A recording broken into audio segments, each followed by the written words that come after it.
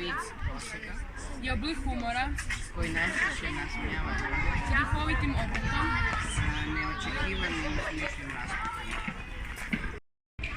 Praktično je neslana šala. To je trik ili podvala koja se igra na nekome i može uzrokovati sram i zbunjenost. Neke zemlje tradicionalno ističu izvođenje neslanih šala na 1. april.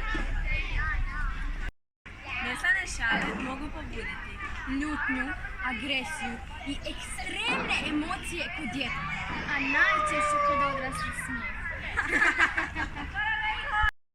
Onome koji smišlja neslanu šalu, njemu je smiješno, a onome koji prima, nije mu baš smiješno. Zbog neslanih šala može doći do raskidanja prijateljstva. osoba koja smišlja neslanu šalu zove se šaljivčija. Šale ili vicevi. Šale ili vicevi su oblik govora koji ljudi izgovaraju kako bi neku drugu osobu nasmijali, kako bi se neka druga osoba osjećala ljepše, kaj je tužno. Za razliku od šale, neslana šala je šala na račun druge osobe i žrtva se najčešće osjeća nelagodno ili zabrinuto.